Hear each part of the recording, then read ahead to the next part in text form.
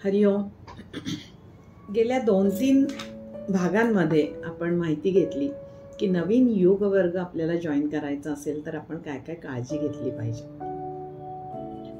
नमस्कार, मी स्वर्णा कौलगुड, निसर्गोपचार तज्ञ, योग पंडित आणि योग प्राध्यापक आहे.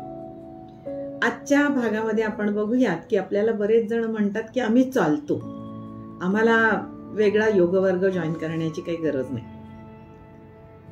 तर आज बघूयात आपण चालणं हा व्यायाम प्रकार आहे आणि तो झालाच पाहिजे.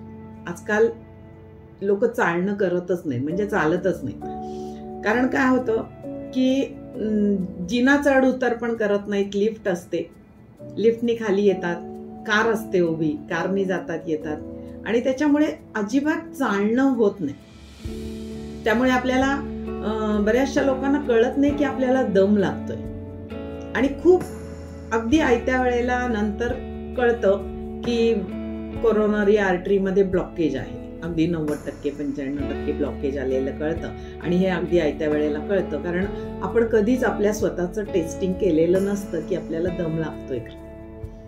चालणं करतच नाही. तर आपल्या हृदयासाठी चालणं हे अतिशय उपयोगी आहे. त्याचा एक प्रकारचं आपलं हृदय सुदृढ राहण्यासाठी, त्याचं आरोग्य चांगलं राहण्यासाठी, ते योग्य प्रकारे धडकण्यासाठी आपल्याला चालणं हे अतिशय गरजेचं आहे. हृदय हे धडकण्यासाठी दिलेलं आहे देवाने. असं समजा की हृदय हे आपल्याला परमेश्वराने घोडा दिलेला आहे आणि आपण मात्र त्याचं गाढव बनवून ठेवलेलं आहे. तर चालणं हे केलंच पाहिजे. मी तर म्हणेल 15 दिवसातून एकदा किंवा महिन्यातून एकदा एखादी छोटीशी टेकडी चढणं असं केलं पाहिजे, किंवा 15 दिवसातून किंवा महिन्यातून एकदा का होईना 12 सूर्यनमस्कार थोडेसे जलद पद्धतीने केले पाहिजे. यामुळे आपलं स्वतःचं टेस्टिंग आपण करतो की आपल्याला दम लागतोय का हे आपल्याला कळतं.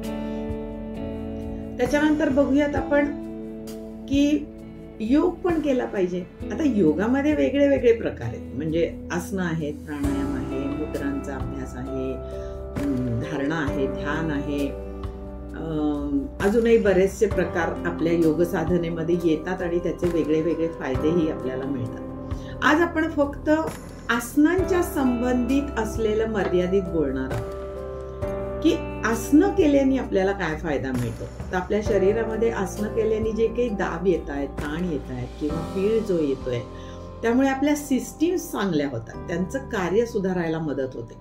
जसं पचन संस्था आहे, उत्सर्जन संस्था आहे, मज्जा संस्था, स्नायू संस्था, अस्थि संस्था, रक्ताभिसरण संस्था, ह्या ज्या काही सिस्टीम्स आपल्या शरीरामध्ये चालतात, त्यांचं जे कार्य चालतं ते सुधारण्यासाठी आपल्याला आसनं खूप उपयोगी पडतात. त्यामुळे आसनं करणं हे सुद्धा तेवढंच महत्वाचं आहे आणि चालणं हे सुद्धा तेवढंच महत्वाचं आहे. दोन्हीचे आपापले स्वतःचे असे फायदे आहेत. तर गेले 2-3 व्हिडिओ जर आपण बघितलेले नसतील तर नक्की बघा. त्रिवेणी योग व निसर्गोपचार केंद्र असं फेसबुक पेज आहे, तर नक्की लाईक करा, शेअर करा आणि फॉलो पण करा. त्रिवेणी योग व निसर्गोपचार केंद्राचं यूट्यूबवर पण आपलं चॅनल आहे, ते पण नक्की बघा, लाईक करा, शेअर करा, सबस्क्राईब करा आणि आपल्या इतर मित्र मैत्रिणींपर्यंत सुद्धा हे जे काही अभ्यास आहे तो पोहोचवण्याचा नक्की प्रयत्न करा.